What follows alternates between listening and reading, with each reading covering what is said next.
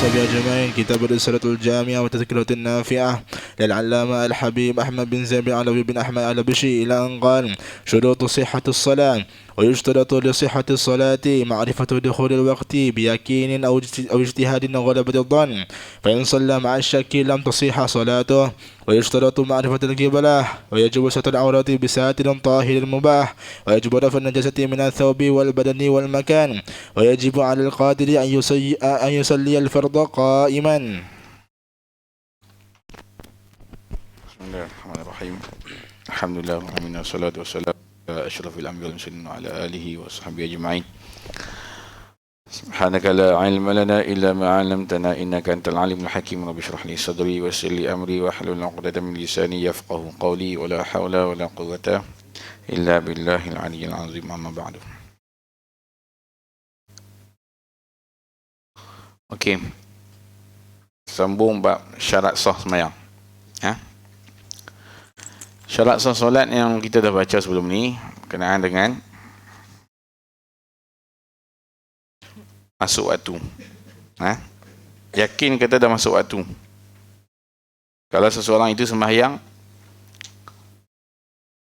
tanpa dia mengetahui waktu dah masuk ke belum, sembahyang tak sah. In waqa'at fil waqti, walaupun sembahyang itu memang dalam waktu.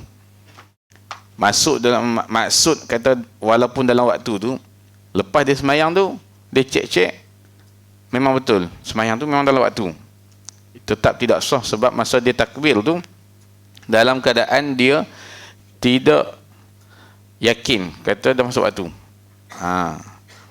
Contohnya anda pergi dulu, selalu kalau orang buat misal ni, macam pergi musafir ke padang pasir. Kenapa buat padang pasir? Padang pasir tak ada siapa orang, tak ada orang, tak ada masjid, tak ada surau. Dululah naik unta, naik kuda, jalan. Tengok tengah hari, macam mana nak tahu tengah hari tu dah masuk Zuhur ke belum? Kalau asar tu mungkin boleh tahu, nampak macam dah condong matahari sikit kan. Tengah hari macam mana nak tahu? Jadi dia sembahyang, terus sembahyang tanpa dia ijtihad. Ijtihad ni tengok tanda, tanya orang ke, orang ada situ ke, macam mana. Kalau dia ijtihad dulu, baru dia sembahyang. Tengok-tengok sembahyang tu memang betul dalam waktu, itu sah lah, sebab dia dah ijtihad. Sebab kita ni mengetahui masuk waktu ni sama ada dengan yakin atau ijtihad, ataupun ghalabatul dhon, sangkaan yang kuat kata dah masuk waktu. Kalau kata lepas ijtihad, tengok-tengok waktu tak masuk lagi, waktu yang dia sembahyang tu waktu tak masuk lagi, yang tu jadi macam mana sebut sebelum ni sembahyang tu tak sah untuk waktu tu, dia akan jadi qada kepada sembahyang yang sebelum ni. Tamam? Okey. Syarat yang kedua, wa yushtaratu ma'rifatul qiblah. Sebelum tu nak beritahu, kuliah subuh kita buat lepas ni daripada hari Isnin hingga Khamis sahaja. Maksudnya Isnin tu ana, Selasa Ustaz Ashraf, Rabu ana, Khamis Ustaz Ashraf. Tamam? 4 hari. Jadi tak perlu nak apa? Tanya isu siapa dia kuliah subuh, tahu giliran siapa kan. Lepas tu yang keduanya ni, yang media ni tulis betul-betul dia punya nama siapa yang kuliah. Dan apa sepatutnya kali ikut Ustaz Ashraf nak live yang untuk bacaan azkar tu setiap hari live. Cuma kalau ada kuliah sama dengan kuliah. Kalau tak ada kuliah, live untuk bacaan azkar saja. Sebab memang ada orang tu ikut kita punya bacaan azkar tu. Tamam. Okey. Wa yushtaratu ma'rifatul qiblah, dan disyaratkan syarat yang kedua mengetahui kiblat. Maksudnya dia sembahyang dalam keadaan dia tahu kiblat di mana. Jangan sembahyang tak tahu kiblat. Macam kita sembahyang ni tahu kiblat, kita ni tahu kiblat lah, sebab kita ni sembahyang di tempat yang dah ada kiblat. Maksud yang dah ada kiblat tu maksudnya kiblat dah dicari kat mana, kita sembahyang. Tapi kalau pergi sembahyang satu tempat yang kita tak tahu kiblat ke mana, contohnya di negara orang bukan Islam, tak ada masjid, tak ada surau, kita sembahyang dalam hotel. Dalam hotel ni, kalau kat Malaysia ni kebanyakan hotel dia akan letak tanda kiblat. Betul tak? Jadi kita sembahyang di situ tanpa tahu kiblat di mana, kita pun hampak saja pakai sembahyang je. Tak ada ijtihad. Tahu ijtihad maksudnya tak ada cari kiblat dulu. Pakai tampak dia rasa selalunya sembahyang di rumah dia dulu menghadap dinding yang ada pintu misalnya lah. Dia dah terbiasa dinding ada pintu, situ kiblat. Masuk hotel terus sembahyang macam tu je. Itu tak sah sembahyang sebab tak tahu kiblat di mana. Dia sembahyang tanpa mengetahui kiblat di mana. Kena ijtihad dulu. Faham? Kiblat ni pun mengetahui secara yakin. Yakin ni macam mana? Antara nampak Kaabah atau menghadap Kaabah. Ada yang macam kita ni kita menghala kita ke arah Kaabah. Kita tak nampak Kaabah. Arah Mekah lah. Di sini. Dan kita sebenarnya yang tempat antum ni pun sebenarnya pihak JAIS pun dah datang sendiri cek kiblat di mana dan kita dah tetapkan kiblat macam ni. Bukan kita tetapkan, maksudnya yang telah diukur ataupun dah telah dicek oleh JAIS tu, kiblat tu kena pastikan dulu. Dan menghadap kiblat ini dengan dada. Menghadap kiblat dengan dada. Dada al-musalli, sadrul musalli. Ni dada orang yang sembahyang. Maksudnya apa? Kalau kata ustaz, ada ke orang sembahyang dada tak menghadap kiblat? Ada. Waktu tertentu yang dia bergerak, dia tak perasan, tak sedar dada dia beralih kiblat. Selalunya ketika bagi salam, ada orang yang anda nampak pernah jumpa lah, bukan di tazkirah lah, di tazkirah ni anda tak biasa tengok. Dia bagi salam, Assalamualaikum warahmatullahi. Assalamualaikum warahmatullahi. Masa dia palingkan muka tu, dada pun beralih sekali. Assalamualaikum warahmatullahi. Macam tu. Tamam. Kalau dada tu beralih, okey, ada orang tanya, ustaz, saya tengok seorang imam ni, dia sembahyang dada dia beralih kiblat. Salam. Masa dia paling tu, dada dia ke sana. Dada sekali. Okey. Ana pun sembahyang dengan imam yang sama juga. Jadi ana pun perhati. Betul ke dia beralih kiblat? Kita tak boleh jatuhkan hukum terus batal solat. Kita kena tengok dulu. Tapi secara asasnya dada beralih batal solat. Okey, kalau kita jawab, ustaz, saya tengok imam tu beralih kiblat, sah sembahyang. Jawapan asal tak sah. Tapi fiqh ni dia tak boleh, anta boleh jawab secara asas, tapi anta nak hukumkan orang tu sembahyang sah ke tak sah, anta kena tengok dulu. Betul ke dia menghadap kiblat beralih kiblat tu? Okey.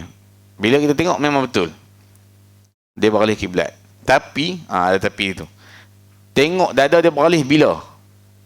Kenapa ada waktu ke yang dia beralih kiblat sah sembahyang? Beralih kiblat memang tak sah sembahyang, tapi dia beralih kiblat masa bagi salam. Bagi salam ni dia ada aqallus salam, sekurang-kurang salam. Sekurang-kurang salam ialah Assalamualaikum.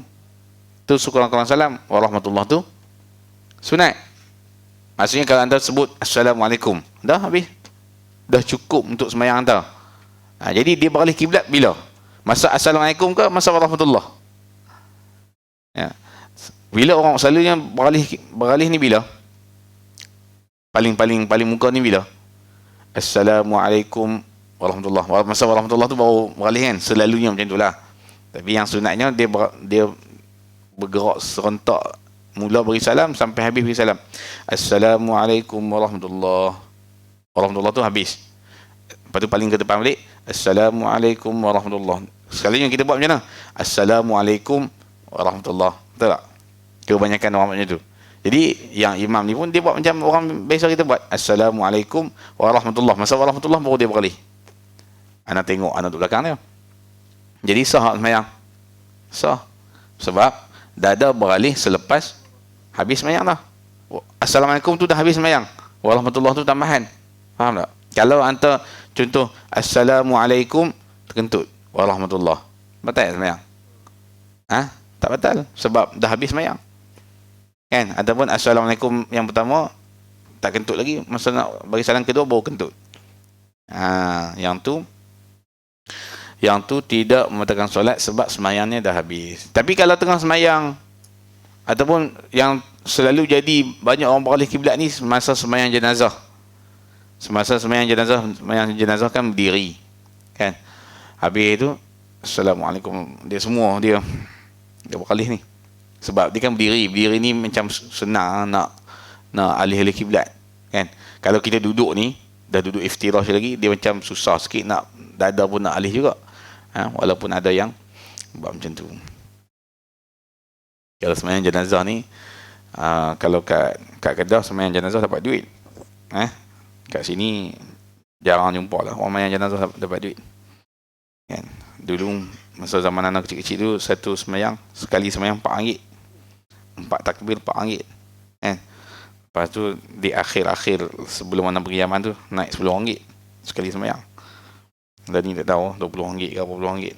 Kan? Jadi apa kaitan dengan ni? Selalunya orang kata bila bagi salam, dia bagi duit kat mana? Dia tunggu kat pintu. Ada masa kita nak keluar dari surau tu, ada orang tunggu kat pintu, dia bagi duit. Seorang satu sampul. Kan? Lepas tu bagi salam, Assalamualaikum warahmatullahi, tengok ada orang kat tunggu nak bagi duit. Kan? Assalamualaikum warahmatullahi. Ada. Ni orang semayang jenazah. Budak-budak lah semayang jenazah. Orang tua-tua pun ada juga yang masuk 2 kali. Okey, masuk 2 kali sebab nak dapat duit 2 kali. Sebab tu kalau semayang jenazah kat Kedah, pintu dia tutup semua. Satu masjid semua tutup pintu. Boleh buka satu pintu ya. Orang akan tunggu kat situ. Kalau tanya kenapa tutup pintu, dia kata takut nanti ada yang tak dapat duit. Kita nak bagi semua orang keluar sini dapat duit. Senang sekali dapat duit kan. Maksudnya tak payah nak pergi banyak pintu. Sebenarnya bukan sebab tu. Sebenarnya takut kalau buka banyak pintu, orang masuk balik. Keluar situ, masuk balik sini. Keluar sekali lagi. 2 kali masuk. And dia tak mau orang nak keluar terus. Tak mau orang masuk balik lah. Tu masalah bila bagi duit ni. Pergi semayang jenazah sebab nak dapat duit. Kita dulu kalau kata duduk di pondok tak ada duit, habis duit tak ada. Tak ada orang mati ke ni. Tunggu orang mati ya. Sebab apa? Cari duit semayang jenazah ni. Ada yang bagusnya lah, dia niat sedekah untuk si mati tu. Okey. Habis sebab kiblat. Kiblat ni mesti tu kalau kata semayang berdiri dan semayang duduk menghadap kiblat dengan dada. Kalau semayang mengiring pun, tahu semayang kita ni kalau tak boleh berdiri boleh duduk. Kalau tak mampu berdiri boleh duduk. Kalau tak mampu duduk boleh mengiring. Mengiring ni kepala tak kisah kepala maksudnya kita mengiring macam kiblat sini, kepala sini, kaki sana, dada tu menghadap kiblat. Dada tu menghadap kiblat, mengiring. Ataupun kepala sana pun boleh, yang penting dada tu menghadap kiblat. Kalau semayang terlentang, ada satu lagi cara, kalau tak boleh mengiring, duduk terlentang, baring terlentang, baring terlentang tu dia punya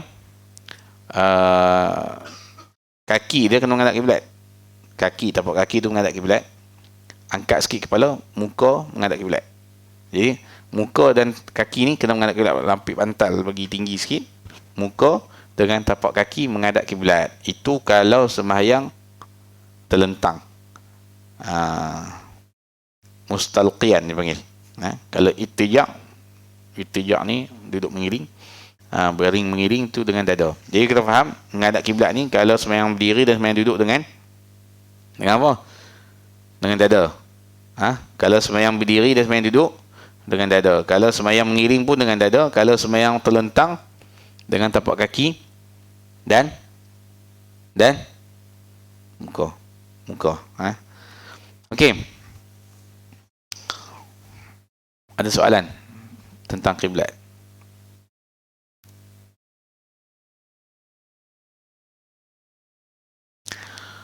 Kalau dia ijtihad, kiblat dia sebelah sini.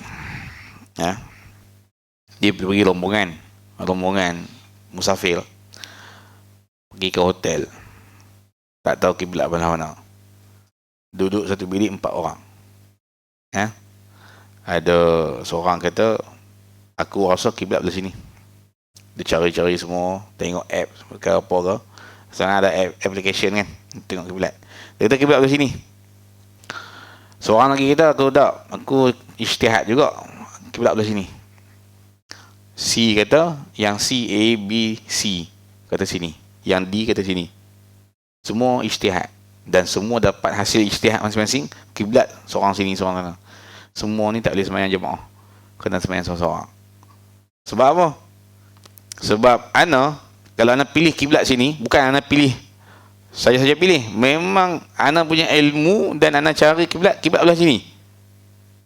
Jadi enta kata kiblat belah sini, bermaksud apa? Kiblat ni berapa banyak kiblat?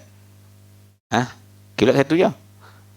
Ana yakin, ana ijtihad belah sini, ana yakin tak ijtihad ana betul? Asyik ana yakin yang ana punya betul. Jadi kiblat orang lain salah. Bila kiblat orang lain salah, mana boleh ana boleh ikut? Ana tak boleh ikut imam yang ana tahu, ana yakin dia tu salah. Kiblat boleh ada dua, tak boleh ada dua. Kiblat kalau sini betul, sini salah. Maksud kalau ana ikut dia, ana jadi makmum dia, ana bermakmumkan orang yang pada pandangan ana sembahyang ni tak sah. Sebab syarat sah sembahyang jemaah ialah tidak yakin ataupun tidak i'tiqad dalam hati kata batal sembahyang imam. Sekarang ni antara rasa imam anta batal tak? Kalau ikut pendapat dia, sembahyang dia sah. Tapi ikut pendapat ana, sembahyang dia tak sah. Sebab apa? Sembahyang kiblat tak betul. Jadi tak boleh ikut. 4 orang kena sembahyang masing-masing. Faham? Tu kalau bab ijtihad ni macam-macam lah dia punya apa? Masalah dalam tu. Ada berlaku, maksudnya mungkin berlaku satu orang sembahyang 4 rakaat dan 4 rakaat tu kiblat lain-lain. Bukan 4 solat, 4 rakaat. Sembahyang Zuhur, tengah sembahyang dia kiblat dia sembahyang seorang dia sembahyang sini. Lepas tu dia kata, rasa salah kiblat ni aku ni. Rakaat kedua dia kata ijtihad sebenarnya sini, tengah sembahyang dia tukar kiblat sini. Rakaat ketiga kata tak betul kat ni, sini. Sembahyang sini. Dan yang keempat ke sini. 4 kali pusing. Dan sembahyang dia sah sebab sembahyang dia ikut ijtihad, dan ijtihad tidak membatalkan ijtihad sebelumnya, tidak membatalkan maksudnya ibadah sebelum ni dikira sah. Itu kalau kata berlaku. Kalau tempat yang anda tak tahu kiblat tu maksud tempat yang tak ada kiblat, maksudnya anda tak boleh pergi surau bawa kiblat belah mana. Ustaz kata kena ijtihad kiblat dulu. Tak payahlah ijtihad, surau dah ada kiblat. Surau tu dah dibuat kiblat, orang semua sembahyang kat situ dah. Tak perlu nak cari dah. Kalau macam kat hotel pun dah ada tanda, pergi kat Petronas, surau Petronas ada tanda, itu ikut je lah. Tak payah ijtihad dah. Tamam. Okey. Yang ketiga, wajibu satrul aurah. Siapa dia? Tak sihat ke? Wajibu satrul aurah. Dan yang ketiga, wajib menutup aurat. Wajib menutup aurat ketika solat. Bisa tirin, tahirin, mubahin, dengan satu benda yang menutup, dengan penutup. Satir itu penutup, tahir bersih, mubah yang harus, yang dibolehkan. Okey, kita tengok satu-satu. Wajib menutup aurat. Wajib menutup aurat, nanti dia akan kena perbicaraan tentang aurat tu di mana. Aurat tu kawasan mana yang kena tutup tu. Okey, dengar elok, nak tulis. Aurat ada dua, satu aurat di luar solat, satu aurat di dalam solat. Aurat di dalam solat dengan aurat di luar solat. Dan ada 4 orang, ada 3 orang di sini. Ada 3 orang di sini kita nak bicarakan tentang auratnya. Yang pertama, aurat lelaki. Aurat lelaki. Aurat lelaki secara mutlak. Maksud apa secara mutlak? Luar solat, dalam solat sama. Luar solat ataupun di dalam solat sama, iaitu ma bainas surrah war rukbah. Di antara pusat, dari pusat hingga ke lutut. Bukan pusat dan lutut. Faham? Dari pusat hingga ke lutut. Bukan pusat dan lutut. Beza. Dari pusat hingga ke lutut. Dari pusat hingga ke lutut. Bukan pusat dan lutut sahaja. Dia tutup pusat sikit, dia tutup lutut. Yang lain terbuka. Itu dia saya tutup aurat. Tamam. Aurat lelaki di dalam solat ataupun di luar solat sama. Itu yang muktamad. Ada pendapat yang mengatakan juga aurat lelaki, kalau ikut yang kitab Taqrib Sadidah menyebut jami'ul badan, seluruh badan, kecuali apa yang dibuka ketika buat kerja. Maksudnya kena pakai baju, tak boleh tak pakai baju kalau ikut pendapat ni. Pendapat ni pun pendapat yang kuat juga. Maksudnya lelaki kena pakai baju, dia kena tutup badan dia, kecuali jami'ul badan tu badan lah, bukan kepala kena pakai tudung sekali tak. Maksudnya dia kata jami'ul badan apa syarat dia, apa yang dibuka ketika buat kerja. Orang buat kerja selalunya pakai baju tangan pendek sampai sini, kalau bawah lutut sikit. Lutut tu kira dah aurat sampai situ lah. Maksudnya dia boleh pakai baju, dia kena pakai baju tangan pendek tu paling kurang. Tak boleh buka baju depan orang, terutama perempuan. Tu aurat kalau ikut yang sebenarnya macam tu. Tapi yang selalu kita baca ialah antara pusat dengan lutut. Tu kira tu memang tak boleh buka langsung lah. Kalau badan ni mungkin ada khilaf lagi. Tamam. Okey. Aurat yang kedua, tu aurat yang pertama, aurat lelaki secara mutlak ah. Apa maksud secara mutlak? Luar solat ataupun dalam solat. Yang kedua, aurat perempuan merdeka. Aurat perempuan merdeka.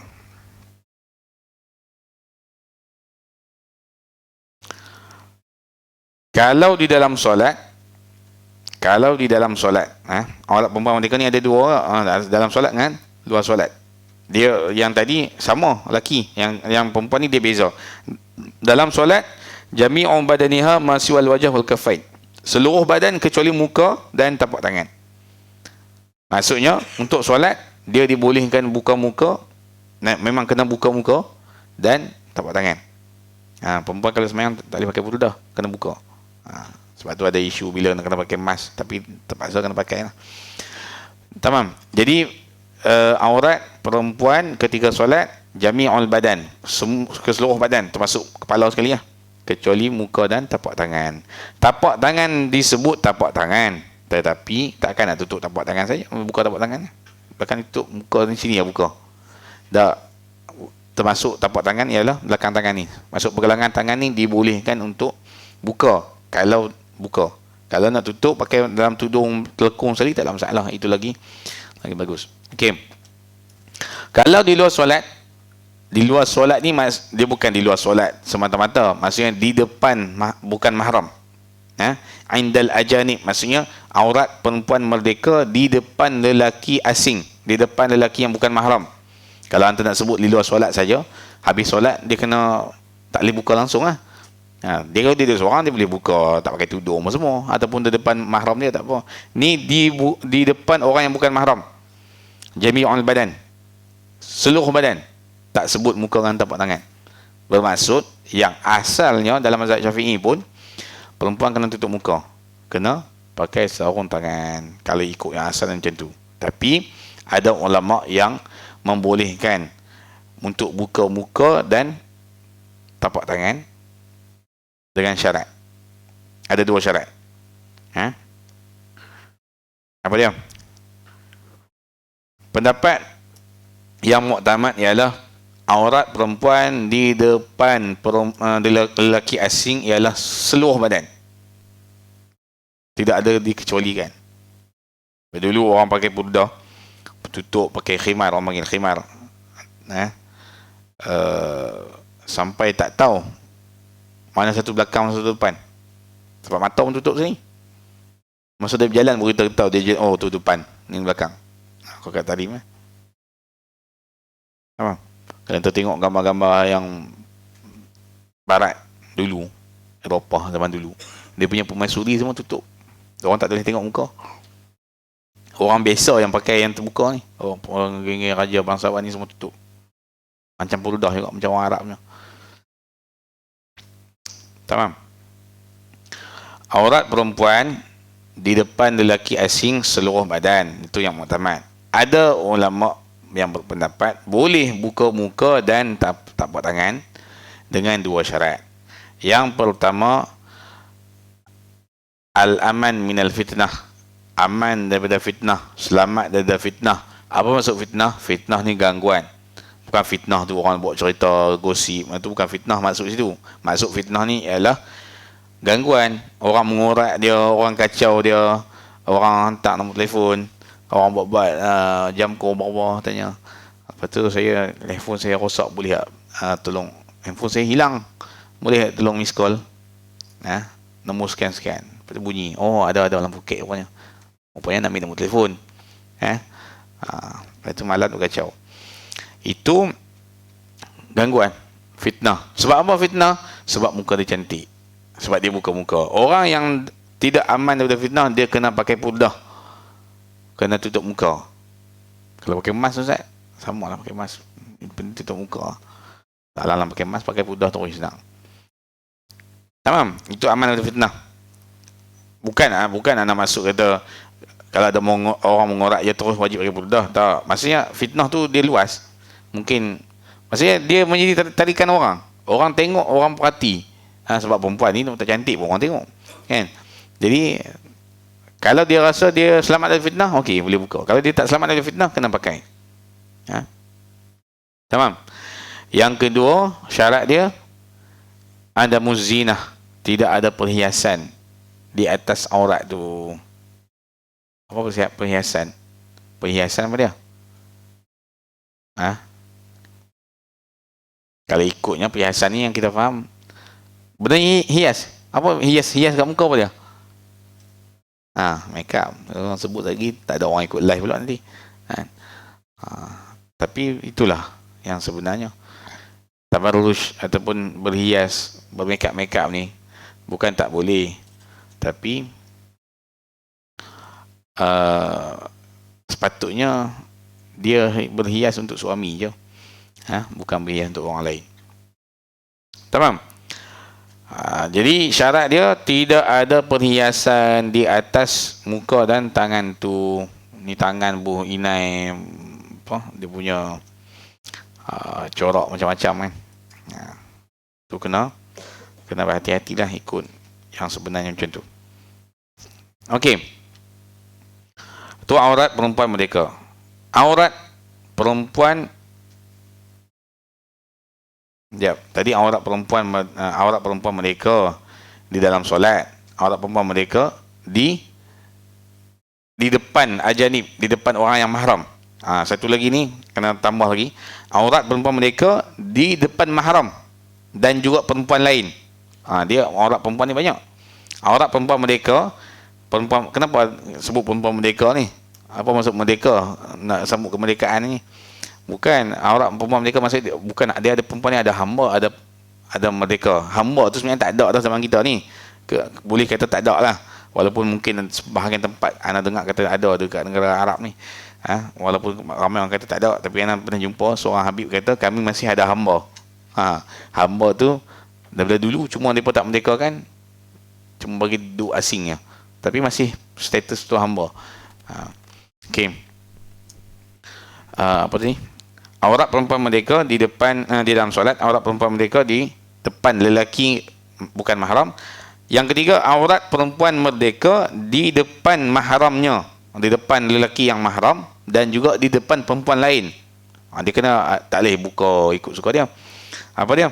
Ma baina surah wa rukbah, antara pusat hingga ke lutut. Maksudnya ni asal lah, ni asal. Aurat kakak kita, aurat mak kita, aurat adik perempuan kita di depan kita yang mahram ni, paling yang tak boleh buka antara pusat dengan lutut. Maksudnya yang lain boleh buka. Itu yang asal. Tapi yang nak nampak siap tak lagi balik dia suruh kak dia buka baju. Dia kata ni bukan aurat, tak wajib tutup. Itu asal tak wajib tutup. Tapi kalau dah pakai baju pun kita tengok pun dah jadi lain, itu wajib tutup. Tak boleh buka. Tak boleh buka, nampak siap lah. Dia kata dia sebab benda yang boleh menaikkan nafsu ni, kalau kata asalnya tak haram, tak kena tutup. Dia kaedah senang. Apa saja benda yang menaikkan nafsu tak boleh tengok. Enter tengok perempuan, naik nafsu tak boleh tengok perempuan. Enter tengok kamera tu, Anda naik nafsu. Tak boleh tengok kamera. Anda tengok handset kosong je ni, naik nafsu. Tak boleh tengok. Macam tu lah senang. Jadi perempuan kakak ni bukan aurat, ni bahagian dada sampai ke pusat, bukan aurat, tapi disebabkan boleh menyebabkan benda-benda yang tak elok, kena tutup, kena pakai. Dan sebetulnya perempuan kakak ke adik ke mak ke tak boleh pakai pakaian yang ketat, tak boleh berkemban di rumah, sebab dia akan sebab benda lain. Tamam. Tapi yang asalnya antara pusat hingga lutut. Kalau aurat perempuan aurat perempuan hamba sama je dengan perempuan mereka, sama depan mahram dengan di depan perempuan apa semua ni. Cuma beza dia aurat perempuan hamba di dalam solat. Di dalam solat adalah antara pusat dengan lutut sahaja, antara pusat hingga ke lutut sahaja. Aurat perempuan hamba maksudnya, tapi bukan depan orang lah sembahyang seorang-seorang ataupun semayang sama-sama perempuan. Maksudnya kalau hamba perempuan dia semayang pakai seluar saja sampai ke lutut, itu dah sah semayang dia. Tapi kalau depan ada orang tak boleh. Ada orang lelaki tak boleh. Okey, cerita bab aurat tu, cerita bab ni je. Yang kita nak bicara dalam ni ialah wajib tutup aurat. Kita nak cara tentang dalam semayang lah. Jadi aurat dalam semayang, anda kena tengok aurat yang dalam semayang. Aurat lelaki ni sama je. Depan perempuan, depan perempuan ke, dalam semayang ke, antara pusat dengan lutut. Dia ada satu lagi aurat ketika duduk seorang-seorang. Dalam kita kata saya dah sebut, lelaki ke perempuan sama. Ketika duduk seorang-seorang, as-sawatain ni dua kemaluan kena tutup. Paling kurang kena pakai juga, tutup. Jangan duduk telanjang bulat, duduk dalam bilik seorang-seorang, dia tak ada siapa tengok. Ada benda tengok, ada orang nak perhati. Sebab tu kalau ada masalah kerasukan jin, kerasukan apa ni kan, orang Indonesia panggil keserupan kan, mu'alif ni ataupun orang yang merawat ruqyah ni, kalau kita merawat perempuan kan, perempuan yang kena rasuk, tanya selalu duduk dalam tandas lama. Antara soalan yang akan ditanya, lama, okey, kurangkan duduk dalam tandas. Sebab apa? Sebab kadang-kadang jin yang masuk ni jin yang berkenan dengan dia. Memang pernah, bila pernah ikut satu rawatan, bukan buat lah, orang ustaz tu buat. Dia tanya, jin cakap Sarawak maksudnya dia pernah pergi Sarawak, naik masuk sungai mana tu, ada jin ikut balik sini, berkenan kat perempuan tu.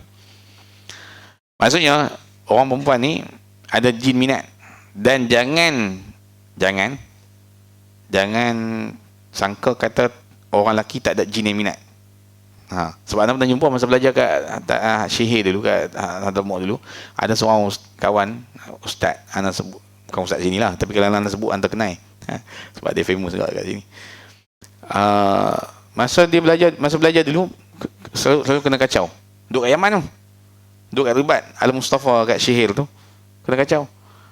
Yang kacaunya jin betina, jin perempuan.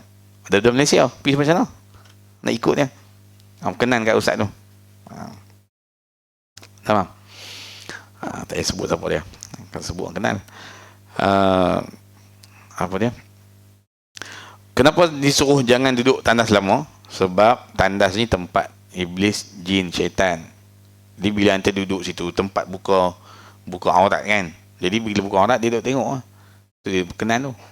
Jadi sebab tu pesanan kita kepada perempuan yang selalu kena ni, jangan duduk dalam tandas lama. Dan kalau duduk dalam bilik dalam rumah, pakai macam biasa. Pakai macam biasa, macam anda, bukanlah nak suruh pakai tudung, tapi pakai macam kalau ada orang, pakai macam mana, pakai baju kan. Jangan duk pakai seksi-seksi sangat, sebab ada benda lain yang duk perhati.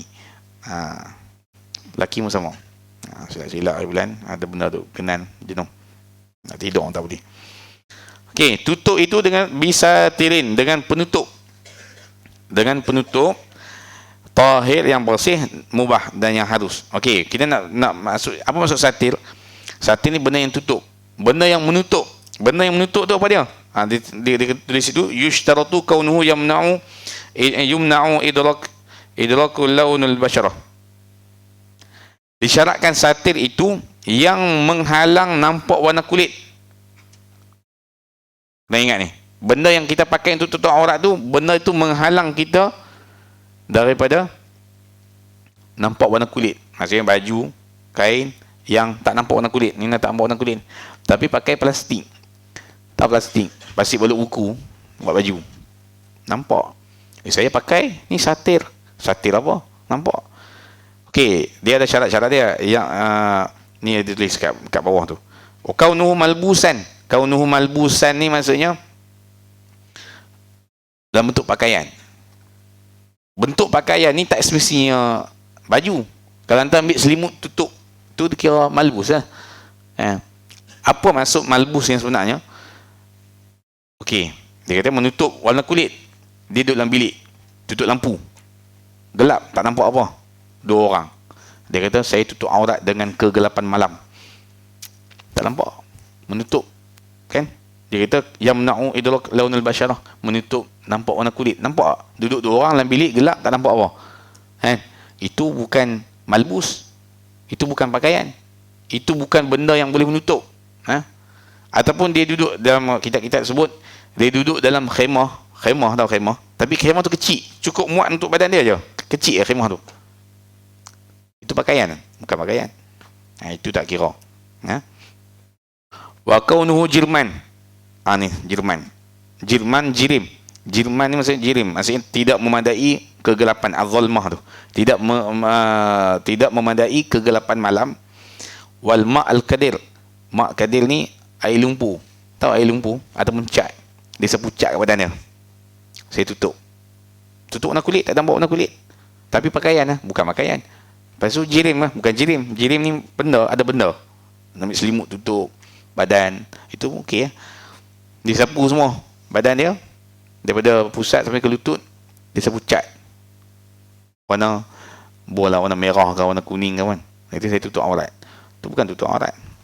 Itu tutup urat. Tahu urat? Beza urat dengan aurat. Faham? Aurat tu dengan tutup, bukan balut. Apa maksud balut? Balut tu pakai ketat. Sebab tu dia kata tahir, benda yang tutup itu bersih. Dan sebab apa bersih? Sebab dalam semayang. Yang kedua, mubah. Mubah ni benda yang harus. Yang dibolehkan ialah tutup aurat dengan benda yang menghalang warna kulit dan tidak menunjukkan bentuk badan. 2 syarat untuk pakaian tu: tidak nampak warna kulit dan tidak nampak bentuk badan. Sebenarnya kalau nak tafsir lagi, mungkin orang jarang dengar. Aurat wajib tutup di depan mata manusia 2 benda: warna kulit dengan bentuk badan.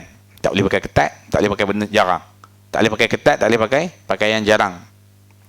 Tapi kalau dalam solat, tutup warna kulit sahaja. Bentuk badan tak tutup pun tak apa, sah semayang tu. Tapi bukan depan orang. Maksudnya kalau kata semayang perempuan semayang, dia pakai seluar jin, pakai baju ketat, pakai tudung, pakai stokin, sah semayang tu. Sah sembahyang. Tapi di luar tak boleh buat macam tu.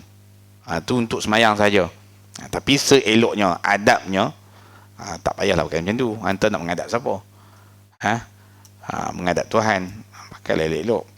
Anda cakap tadi dari segi sah ataupun batal sembahyang. Okey. Wallahu alam. Jadi kita masuk bab mengangkat najis.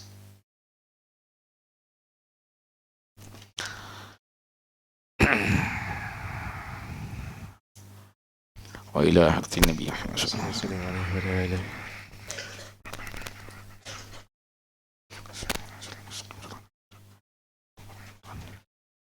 ربنا انفعنا بما علمتنا ربي علمنا الذي ينفعنا ربي فكهنا وفكه أهلنا وقرابة لنا في ديننا مع أهل كتر أنثى وذكر ربي وفقنا وفقهم لما ترددك ولو فعلا كرما وارزق كل حلالا دائما وأخلاءتك يا علماء نحظى بخير ونكفى كل شر ربنا وأسع لنا كل شيء وأقرب برضا منك العيون واقضي عنا ربنا كل دير قبل أن تأتنا رسل المنن واغفر استر أنت أكرم من ستر وأسأل صلاة الله تغشى المصطفى ما إلى الحق دعانا والوفاء بكتابه فيه للناس شفاء وعلى آل الكرام شرفا وعلى صحب المصابه الغرر اللهم اهدنا بهداك واجعلنا ممن يسارع في رضا ولا تولنا وليا سوى ولا تجعلنا مما خلف عمرك وعساك وحسبنا الله ونعم الوكيل ولا حول ولا قوة إلا بالله العلي العظيم. يا ربنا اعترفنا بأننا اقترفنا وأننا أسرفنا على لظى أشرفنا فتب علينا توبة تغسل لكل حوبة واستر لنا عوراتي وأمن روعاتي وفي لوالدنا ربي ومولودينا والأهل والإخوان وسائر الخلان وكل ذي محبة أو جيرة أو صحبة والمسلمين أجمع آمين يا ربي اسمع فضل وجود منا لا باكتساب منا بالمصطفى الرسول نحظى بكل سولي بالمصطفى الرسول نحظى بكل سول بالمصطفى الرسول نحظى بكل سول صلى وسلم ربي عليه عند الحب وآله وصحبه عدد تشي صحبه والحمد لله في البدء والتناهي حمدا كثيرا دائي محبة النساء سبحان ربك رب العزة عما يصفون وسلام على المرسلين والحمد لله رب العالمين في كل لحظة أبدا عدد خلقه ورضا نفسه وزنة عرشه ومداد كلماته.